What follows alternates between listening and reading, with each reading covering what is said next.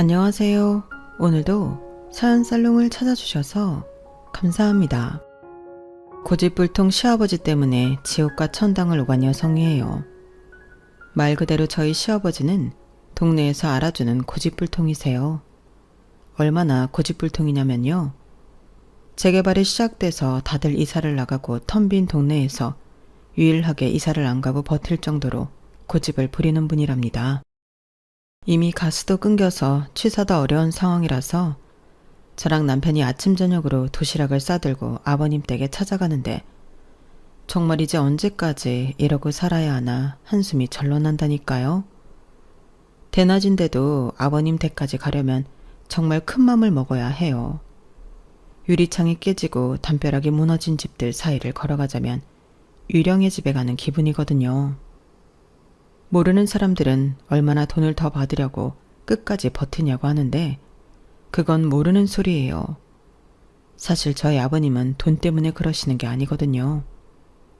아버님이 그 집을 떠나지 못하는 데는 남들은 모르는 기구한 사연이 있어요.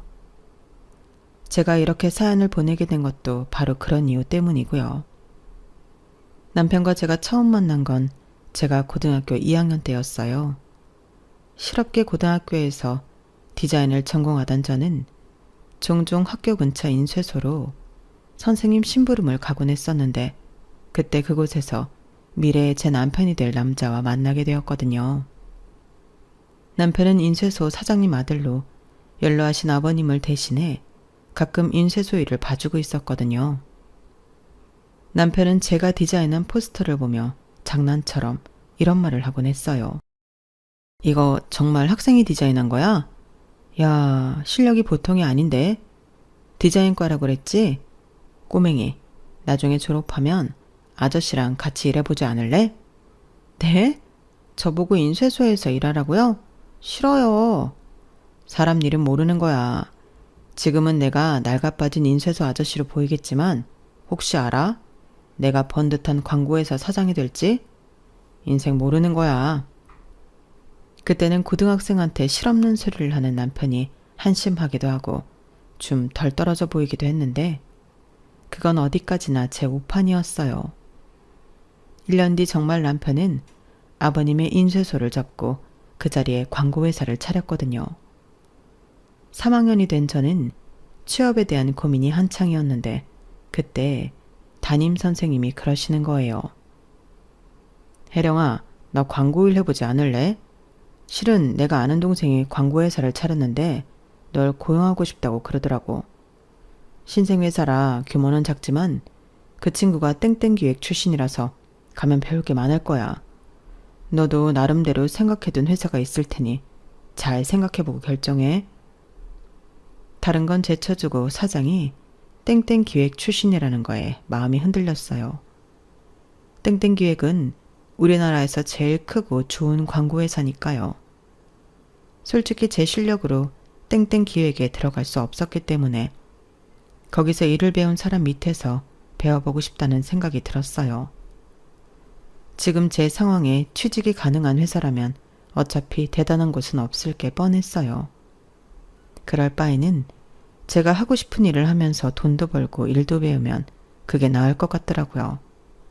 그래서 선생님이 추천하신 곳으로 갔는데 거기가 바로 남편네 회사였던 거예요.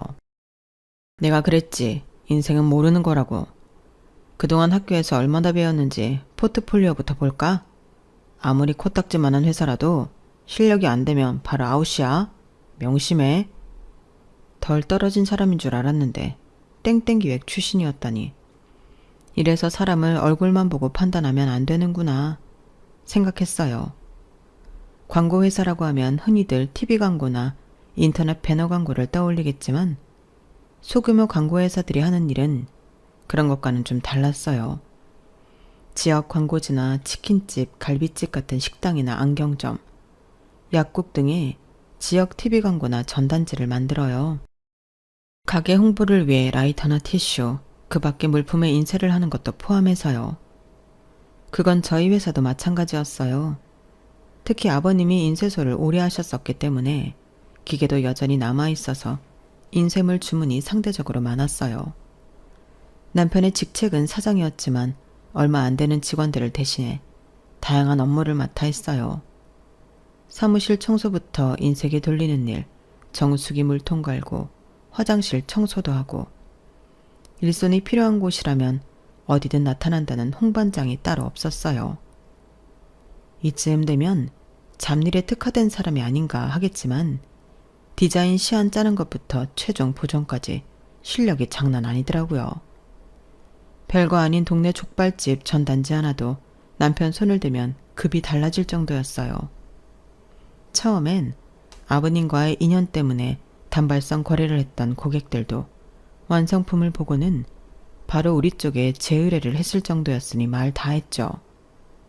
저 같은 신입 초짜는 감히 올려다 볼 수 없을 정도로 실력이 어마어마한 남편이었지만 그래도 어디까지나 동네 회사 사장일 뿐이었어요. 경기가 안 좋으면 거래처 매출이 확 떨어지고 그 여파로 우리 회사도 휘청했거든요. 당장 임대료도 못 내는 업체 사장님들이 광고에 돈 쓸 여력이 어딨겠어요. 결국 제가 입사하고 2년이 조금 넘은 시점부터 월급이 며칠씩 밀리기 시작했어요. 그러다 몇 주일, 당연히 직원들은 이직을 준비했고 유일한 제 사수였던 대리님도 회사를 그만두고 나가셨어요. 디자인 업무를 맡은 사람이 입사 2년 차인 저 하나뿐이었어요. 영업팀에서도 퇴사자가 생겨서 과장님 한 분과 사원 하나만 남고 다 나갔고 격리과는 격리를 보낸 말단 직원 하나가 다였어요. 전 직원이라고 해봐야 사장까지 포함해서 총 5명 뿐이었어요. 이마저도 언제 줄어들지 모르는 숫자였죠. 아무래도 저를 제외하고 나머지 분들은 가정을 꾸리고 있는 가장이었기에 딸린 식구들 생각도 해야만 하니까요. 난파선에서는 먼저 뛰어내리는 게 상책이라는 말처럼 다들 자리만 나면 언제든 회사를 빠져나갈 기색이었어요. 그리고 그렇게 되기까지 그리 오랜 시간이 걸리지 않았죠. 남편은 밤낮 없이 영업을 뛰며 일감을 구하러 다녔지만 세상 일이라는 게 그렇잖아요. 자신이 아무리 노력을 해도 안 되는 일도 있기 마련이니까요. 결국 회사에는 남편과 저 둘만 남게 되었어요. 혜령씨, 미안해. 그때 내가 혜령씨를 부르는 게 아니었는데 다른 회사 갔으면 지금처럼 이런 고생은 안 해도 됐을 텐데 다 내 욕심이었어. 아버지 인쇄소 문 닫는다는 소리에 기회다 싶었어. 내 회사 차려서 보란듯이 제대로 된 회사 하나 키워보자 생각했거든. 할 수 있을 거라고 생각했어. 그런데 내가 내 자신을 너무 과신했던 거지. 3년 만에 이렇게 다 날려먹었으니까. 혜령씨, 내가 다른 건 몰라도 혜령씨 일할 자리는 찾아줄게. 나 아직 그 정도 힘은 있어. 사장님, 누가 제 걱정해달래요? 내 직장은 내가 구할 수 있어요. 지금 사장님이 걱정할 건 내 직장이 아니라 회사라고요. 사장님이 사거리 감자탕집 일감 딸 때 감자탕 사장님한테 뭐라 그랬어요?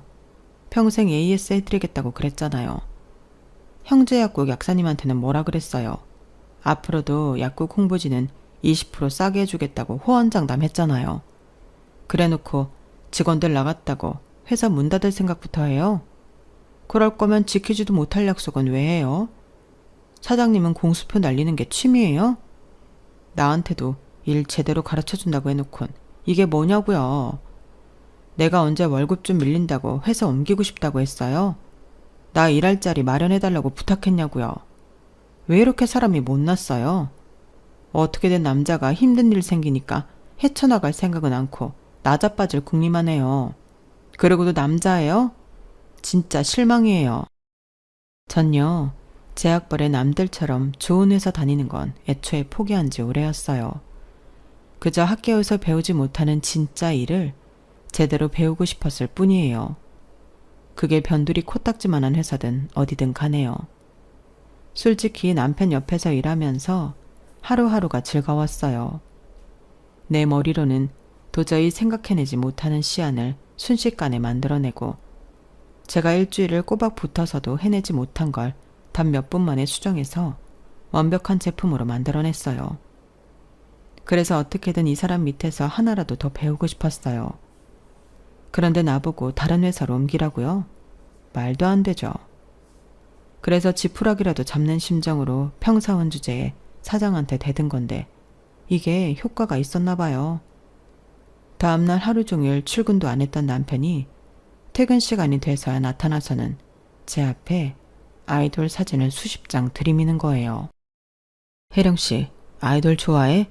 나 때는 H.O.T니 핑클이니 그런 아이돌이 인기였는데 혜령씨 또래는 어떤 아이돌을 좋아하나? 혜령씨도 아이돌 오빠 보려고 수업 땡땡이 치고 방송국 달려가고 그랬어? 자기가 좋아하는 아이돌 오빠들 응원하느라 노란 풍선이니 파란 풍선이니 색깔 맞춰 흔들고 그랬냐고.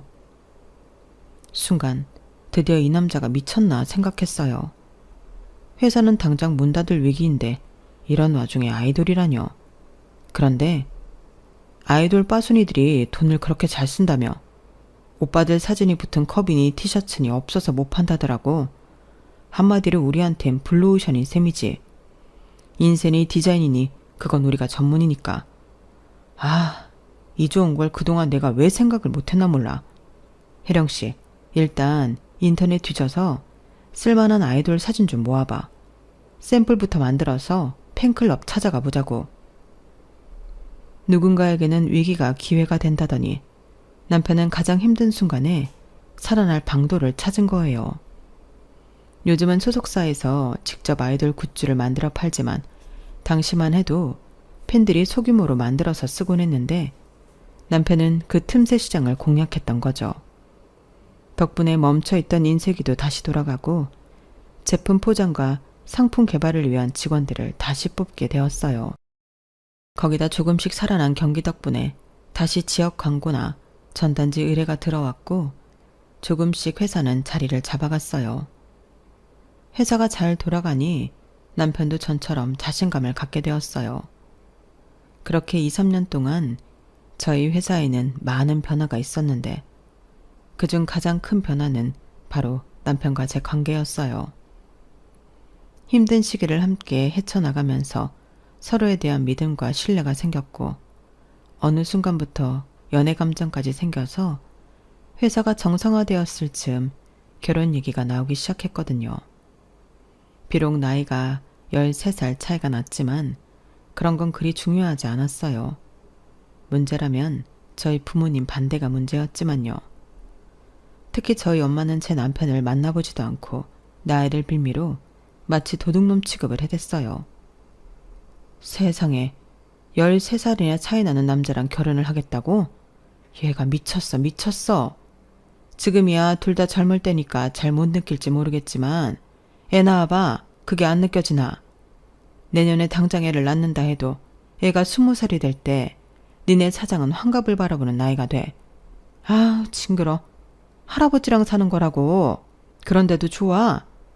나 니네 아빠랑 6살 차이 나는 것도 가끔씩 세대차가 느껴지는데 그 배나 더 차이가 나면 얼마나 세대 차이를 느끼겠니? 또래 남자도 널리고 널렸는데 뭐 좋다고 중늙은이를 남편으로 삼아.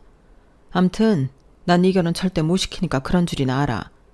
나이가 많으면 양심이라도 있어야지. 어디 어린애를 꼬셔서 결혼하겠다는 소리를 해. 완전 도둑놈 심보가 따로 없어 정말. 솔직히 저는 엄마가 왜 그렇게 나이를 문제 삼는지 이해가 안 갔지만 저를 제외한 모든 사람이 바로 그 나이 때문에 걱정을 했어요. 제 절친들조차 말이죠. 혜령아, 니네 사장이 그렇게 좋아? 아니 솔직히 13살 차이면 완전 삼천벌이잖아. 혹시 니네 사장 돈 많아? 그래서 그러는 거야? 야, 넌 무슨 말을 그렇게 하냐. 아무렴 내가 돈 때문에 사랑하지도 않는 남자랑 결혼하겠다고 그러겠어? 사람을 뭘로 보고. 내 말이 기분 나빴다면 미안한데 그런 게 아니라면 이해가 안 가니까 그러지. 니네 사장이 연예인 뺨치게 잘생긴 것도 아니잖아. 지금은 눈에 콩깍지가 씌어서 그런 걸 거야.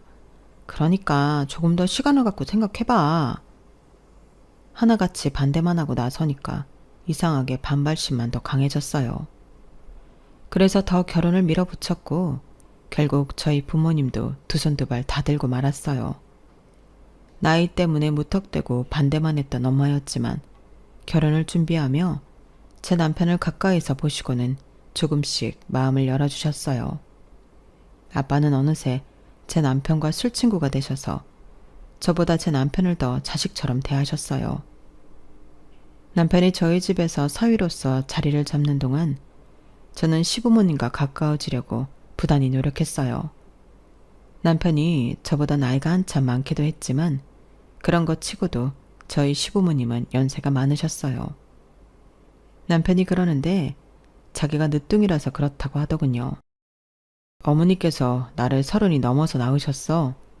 아버지는 지금 내 나이셨고 언젠가 아버지가 술에 잔뜩 취하셔선 나한테 10살 많은 누나가 있다고 하신 적이 있어. 그래서 어머니한테 물었더니 대답을 안 하시더라고. 모르긴 해도 뭔가 안 좋은 일이 있었던가 봐. 일찍 세상을 떠났다거나 잃어버렸다거나. 그래서 그 후론 그 얘긴 꺼낸 적이 없어. 괜히 부모님 가슴만 아프게 하는 것 같아서 말이야. 저희가 결혼하던 무렵 시부모님은 환갑을 훨씬 넘긴 연세셨는데 그래서 그런지 사고방식이 조금 고루하신 편이었어요. 특히 시어머니는 저를 며느리로 생각하기보다는 당신 아들을 맡아 키워줄 유모로 보시는 것 같더라고요. 제게 하시는 말씀이 하나부터 10까지 다 당신 아들 챙기는 것뿐이었어요. 이를테면 이런 거였죠. 나는 이 나이 먹도록 우리 호준이 아침밥을 굶긴 적이 없다. 그러니 너도 그점 명심하고 세상 없어도 남편 아침밥은 꼭 챙기도록 해라. TV 보니까 요즘 애들은 아침으로 빵을 먹는다고 그러던데 그거 못 쓴다. 너는 절대 그러지 마라. 아침밥은 적으로 따뜻한 국에 갓 지은 밥을 먹어야 되는 거야. 나는 이 나이 때까지 그렇게 해먹였다. 제가 집에서 살림만 하는 것도 아니고 남편이랑 똑같이 회사에 출근해 똑같이 퇴근을 하는데도 아침부터 새로 지은 밥에 국까지 끓여 먹이라니 한숨이 절로 났어요. 물론 남편은 그럴 필요가 없다고 했지만 그게 어디 그렇게 되나요? 결혼하고 한동안은 아침 5시만 되면 어머님이 저희 집에 전화를 하셨어요. 아가 일어났냐? 로 시작하는 아침 인사는 다름 아닌 모닝콜이었어요. 당신 아들 아침밥 제대로 챙겨 먹이라고 일찍부터 전화를 하시는 거죠. 여자가 늦잠 자면 못 쓴다. 자고로 여자는 아침잠이 많으면 안 돼. 얼른 일어나서 살 씻고 밥부터 안 쳐라. 그래, 국은 뭘로 끓일 거냐? 요즘 아욱이 한창이던데 멸치 넣고 아욱국 좀 끓이면 좋겠다만. 아욱이요? 제가 장을 못 봐서 아욱이 없는데요. 아유, 살림하는 여자가 어떻게 아침 밥상 차릴 장도 안 봐나? 그럼 집에 생선도 하나 없겠네. 넌 어떻게 살림한다는 애가 그 모양이냐? 네가 뭐 하는 게 있다고 남편 아침밥 하나 제대로 못 챙겨. 이래서야 내가 널 믿고 내 아들을 맡길 수 있겠니? 너 그런 식으로 대충 살림할 거면 차라리 집에 들어와라. 호준이 쓰던 방 그대로 있으니까 거기 들어와 살아. 그럼 적어도 내 아들 아침은 내가 차려 먹을 수 있잖니. 툭하면 집에 들어와 살라는 말씀을 하시는 통에 어떻게든 그것만은 피해보려고 퇴근길에 필요한 몸을 이끌고도 다음날 먹을 장은 꼭 봐오곤 했어요. 이건 뭐 남편이랑 살려고 결혼을 한 건지 남편 아침밥 차려 먹이려고 결혼을 한 건지 모를 정도였죠. 불만은 많았지만 그래도 어떻게든 어머님이 바라시는 며느리가 되려고 노력을 했어요. 하지만 저에 대한 어머님의 기대가 커서 그런 건지 어쩐 건지 도무지 어머님을 만족시켜드릴 수가 없더라고요. 그러다가 저도 제 목소리를 내게 된 건 첫 아이를 낳은 직후였어요. 만삭 때까지 남편 아침밥 챙겨 먹이느라 새벽같이 일어나 밥 짓고 국에 생선까지 구워 올린 저였지만 7시간 진통 끝에 아들을 낳고 나니 세상 두려울 게 없더라고요. 내가 애도 낳았는데 뭔들 못하랴 하는 생각이 들었거든요. 전 같으면 어머님이 전화에 아침밥 타령을 하시면 죽은 듯이 따랐지만 애까지 키우면서 그 짓을 더는 못하겠더라고요. 그래서 작정하고 반기를 들었죠. 어머님 아들 아침밥도 중요하지만 저한테는 우리 아들 아침 잠도 중요해요. 아침마다 어머님이 저희 집에 전화를 하시니까 우리 민우가 그 소리에 잠을 깨잖아요. 그 나이엔 잠을 충분히 자야 애가 무럭무럭 자랄 텐데 중간에 잠을 깨니 어떡하겠어요. 그러니 이제부터는 아침에 전화하시는 건 삼가해 주세요. 어머님은 손주가 남들보다 덩치가 작으면 좋으시겠어요? 싫으시죠? 아무튼 그의 아침밥은 제가 잘 챙기고 있으니까 걱정 마시고 아침엔 전화하지 말아주세요. 불과 몇 달 전까지만 해도 이런 일은 상상도 할 수 없는 일이었는데 어디서 용기가 난 건지 저도 모르게 술술 말해버렸지 뭐예요. 그래놓고도 내심 어머님 불호령이 떨어지면 어쩌나 가슴 졸였는데 신기하게도 다음날부터 거짓말처럼 어머님이 전화를 안 하시지 뭐예요. 저희 시어머니가 아무리 당신 아들이 최고인 분이긴 하지만 그래도 사랑은 내리사랑이라고 손자가 아침잠을 못 잔다는 말에 바로 바뀌신 거예요. 그 덕에 아들 재운다는 핑계로 결혼하고 처음으로 아침밥 걱정 없이 잠을 잘 수 있었어요. 몇 년을 아침 5시마다 시어머니 전화로 스트레스를 받아왔던 저로서는 꿈 같은 시간이었죠. 그런데 생각지 못한 일이 일어난 거예요. 어머님께서 애를 봐주시겠다며 짐을 싸들고 집에 오신 거예요. 어머님, 상의도 없이 갑자기 여기서 지내겠다고 하시면 어떡해요. 어머님이 여기 계시면 아버님은 어쩌고요. 어쩌긴 뭘 어쩌니? 날 이리로 보낸 사람이 네 시아버지인데. 아니나 다를까 아버님은 점심때 집에 찾아오셔서는 상 차리라고 하시더니 식사를 마치시곤 그러시는 거예요. 젊을 때 한 푼이라도 더 벌어야지. 집에서 놀면 뭐하니? 애는 네 시어머니가 봐줄 테니 민우의 미는 아무 걱정 말고 나가서 돈 벌어라. 나는 아침 저녁으로 여기 들러서 밥 먹으면 되니까 내 걱정도 하지 말어. 출산을 한 지 이제 겨우 3개월이 넘어가는 시점이었는데 시부모님은 돈 벌어오라고 닥달이셨어요. 그렇다고 남편 벌이가 시원찮았던 것도 아닌데 말이죠. 남편은 제가 하고 싶은 대로 하라고 했지만 내심 같이 돈을 벌기를 바라는 눈치더라고요. 아버지 말씀이 틀린 건 아니지. 벌 수 있을 때 한 푼이라도 더 벌어놔야 나중에 덜 고생인 건 사실이니까. 그래도 어디까지나 당신 마음이 내켜야 되는 거니까. 암튼 난 상관없으니까 당신 원하는 대로 해. 그때 남편의 그런 태도가 얼마나 얄미웠는지 몰라요. 결국엔 저한테 다 떠밀고 자기는 뒤로 빠지겠다는 거였으니까요. 이럴 때 남편이 제 편이 되어주면 얼마나 좋겠어요. 서운한 마음에 저는 한동안 남편과 말도 않고 일자리를 찾아댔어요. 그동안 고등학교를 졸업하고 남편 회사에서만 일해온 저였지만 이번엔 그럴 상황이 아니었거든요. 제가 임신을 하고 출산까지 하느라고 이미 남편 회사에는 디자인 파트에 새로운 직원을 들인 상황이었어요. 멀쩡히 일하고 있는 직원한테 나 복귀할 테니 나가달라고 할 수는 없는 노릇이잖아요. 사회 초년생 때도 안 했던 구직 활동을 하면서 그동안 내가 얼마나 편하게 일해왔는지 알겠더라고요. 저보다 훨씬 좋은 스펙을 가지고도 직장을 못 구하는 사람들이 천지였거든요. 입사 원서를 내는 곳마다 다들 학벌이 장난이 아니었어요. 저처럼 실업계 고등학교를 나와서 디자이너로 일하는 경우는 거의 없더라고요.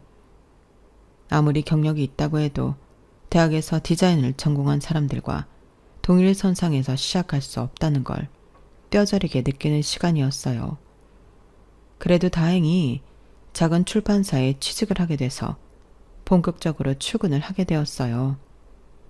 제가 출근한 동안은 어머님이 아이를 봐주시고 아버님이 점심때부터 집에 오셔서 식사도 하시고 아이도 봐주시기 때문에 그 사이에 어머님이 청소며 빨래 같은 집안일도 해주셨어요.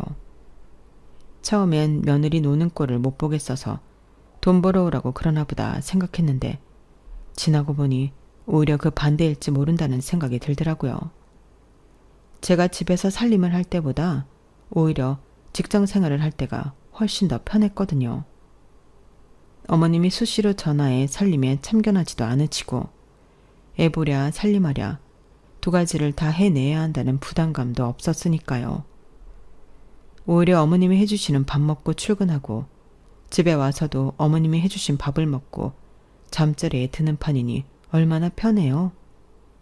직장에 있을 때는 집 걱정 않고 일만 할 수도 있고요.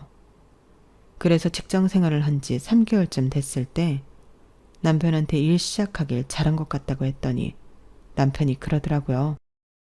실은 아버지가 일부러 당신 일하게 하라고 하신 거야. 집에 있어봤자 어머니 등살에 힘들 거라고. 만약 당신이 일 안 하고 살림만 했다면 지금쯤 거의 폐인 수준이 됐을걸? 우리 어머니 성격에 당신이 집에서 쉬는 꼴을 보시겠어? 툭 하면 찾아오셔서 탐견하고 트집 잡아서 혼내고 그러셨겠지. 그러고 보면 우리 아버지가 말은 살갑게 못하셔도 속은 깊은 분인 것 같아. 어찌 보면 나보다 당신을 더 챙기는 것 같다니까? 남편 얘기를 듣고 보니 그제야 아버님 속뜻을 알겠더라고요. 그러고 보니 시집 와서 지금까지 아버님은 제게 살가운 말 한마디 안 해주셨지만 은근히 제 편을 많이 들어주셨던 것 같아요. 아버님은 종종 고기며 생선, 제철 과일 같은 걸 사다가 저희 집 현관문에 걸어두고 가셨는데 회사 일이 바빠서 장을 못 볼 때면 그게 그렇게 요긴하게 쓰였거든요. 아침마다 찬거리는 준비됐는지 검사하는 시어머니 눈도 속일 수 있었고요. 솔직히 저희 집이 시댁에서 10분 거리밖에 안 되는데 아버님은 저희 집에 자주 찾아오시지 않았어요.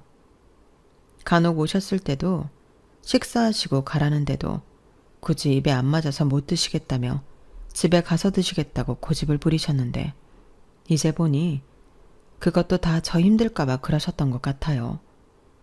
그래서 사람들이 며느리 사랑은 시아버지라고 하는가 봐요. 저희 아이가 유치원에 갈 무렵까지 어머님은 저 대신 육아와 살림을 맡아주셨어요. 이제는 연세가 많으셔서 그만하셨으면 하는데도 굳이 고집을 부리시더라고요. 그래서 어차피 저희 애를 봐주시러 왕래를 하실 거면 합가를 하자고 말씀드렸어요. 그랬더니 두 분이 약속이라도 한 듯이 그건 절대 안 된다고 그러시지 뭐예요. 이미 시부모님이 사시는 동네는 재개발지역으로 묶여서 어차피 이사를 해야 하는데 말이죠. 아버님, 그러지 마시고 저희랑 같이 사세요. 사시는 집 정리하고 저희 보증금이랑 합하면 좀 더 큰 집으로 구할 수 있잖아요. 그러면 어머님이랑 아버님이 매일같이 저희 집에 오시는 수고로움도 덜 수 있고요. 안 된다. 재개발이고 뭐건 간에 난 절대 내 집 안 팔아. 집주인인 내가 안 팔겠다는데 누가 뭐라 그래. 그러니 민우애미도 더는 그런 소리 말아라. 내가 안 판다면 안 파는 거야. 아버님의 고집 때문에 더는 집 얘기에 꺼낼 수가 없었어요. 그런데 겨울이 되고 사달이 난 거예요. 재개발이 진행되면서 동네에 빈집이 하나 둘 생기기 시작했는데 방치된 집에서 수도가 터졌는지 내리막길에 얼음이 꽁꽁 얼었지 뭐예요. 아침에 저희 집에 오시느라 언덕길을 내려오시던 어머님이 빙판에 미끄러져 크게 다치셨고 결국 중환자실에서 일주일을 보내시고는 세상을 떠나신 거예요. 그 일로 남편은 상심이 컸어요.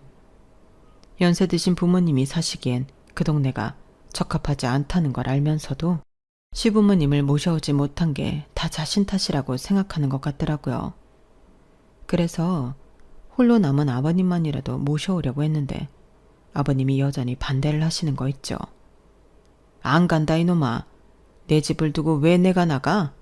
그런 쓸데없는 소리 그만하고 다들 돌아가. 아버지, 정말 왜 이러세요? 민우 엄마가 합가자고 했을 때 했으면 어머니도 그렇게 안 됐을 거라고요. 동네 사람들도 거의 떠나서 사방에 빈집 투성이에요. 아버지 혼자 이런 데서 어떻게 사시냐고요. 제발 고집 그만 부리시고 저희랑 가세요. 제발요 아버지.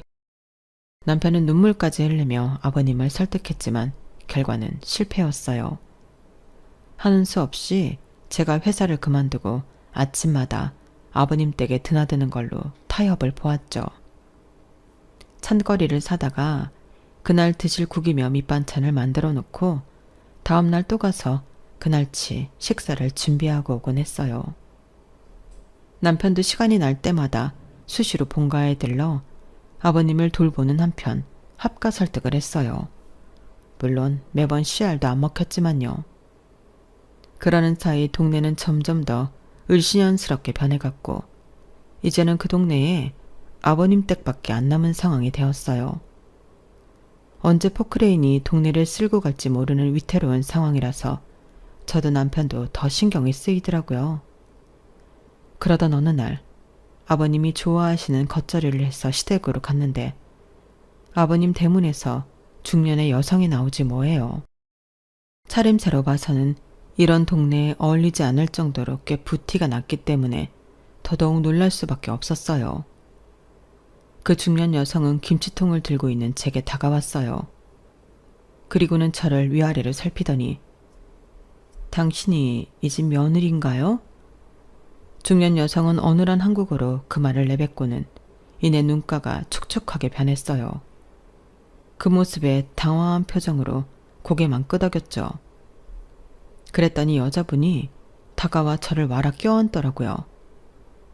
고마워요. 우리 아버지 보살펴줘서 정말 고마워요. 급기야 눈물을 뚝뚝 흘리며 연신 고맙다는 말을 하는 중년 여성 때문에 저도 모르게 눈가가 촉촉해졌어요. 굳이 말하지 않아도 이분이 언젠가 남편이 말했던 10살 터울의 누나라는 걸 알 수 있었거든요.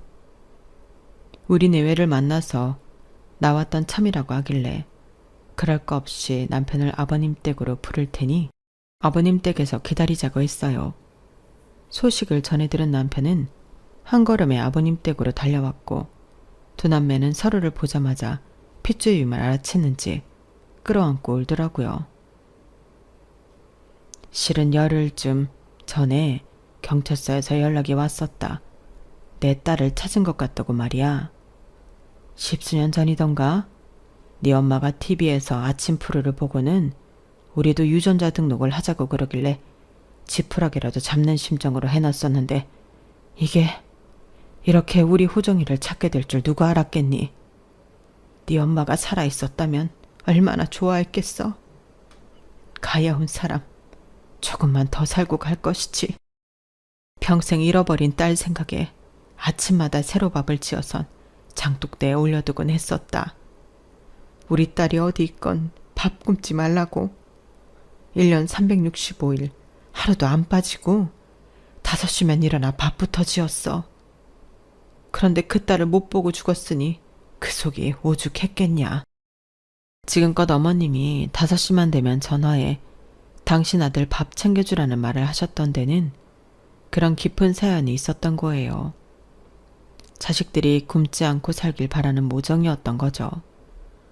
신우이는 가방에서 서류 봉투를 꺼내더니 저희 앞에 내밀었어요. 오늘 아침 DNA 검사 결과가 나오자마자 바로 들고 집으로 찾아온 거라면서요. 봉투 안에 든 검사 결과지에는 99.28%의 확률로 친자가 확실하다는 문구가 선명하게 적혀 있었어요. 이 결과가 나오는 열흘 동안 아버님은 저희한테도 말을 못하시고 혼자 소가리를 하셨더라고요.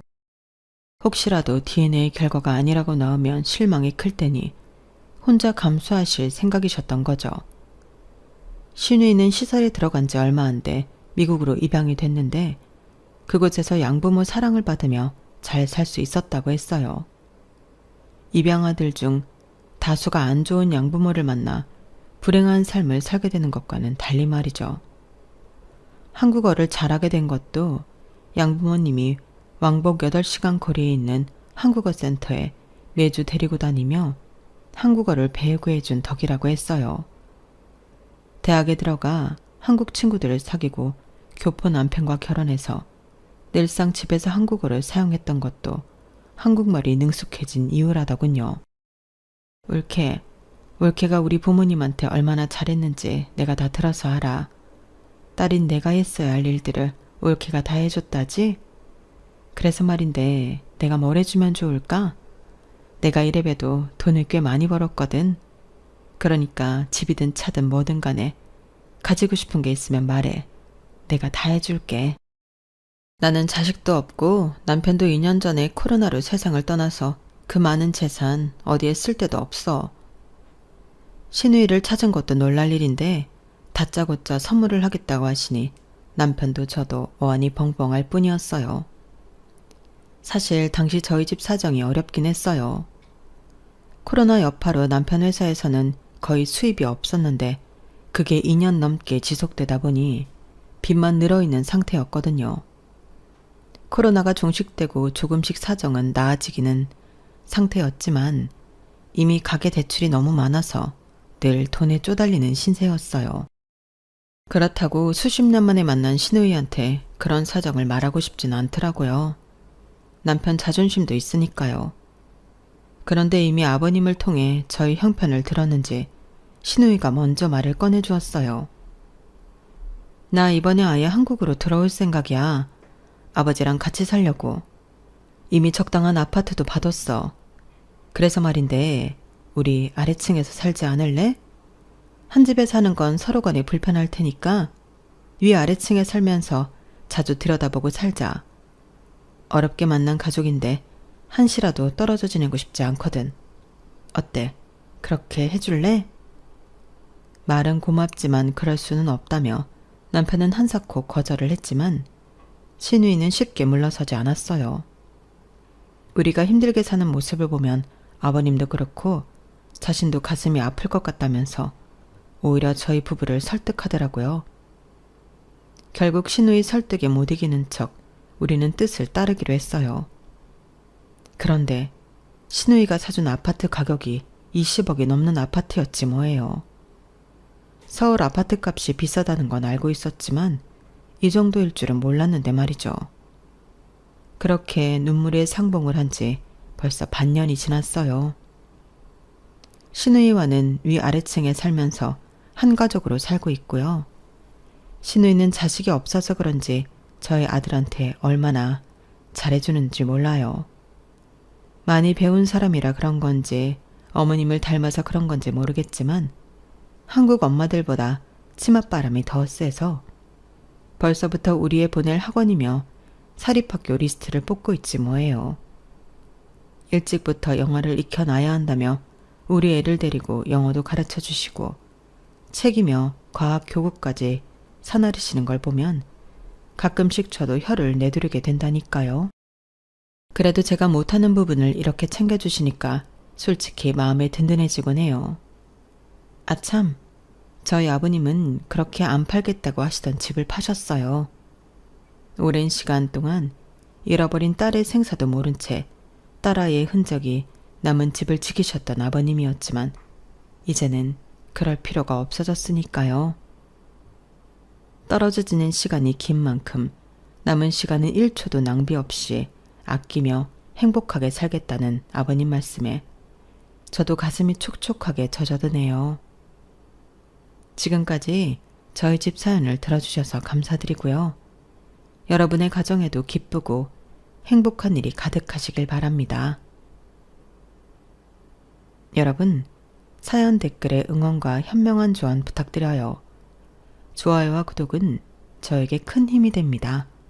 오늘도 좋은 일 가득하세요.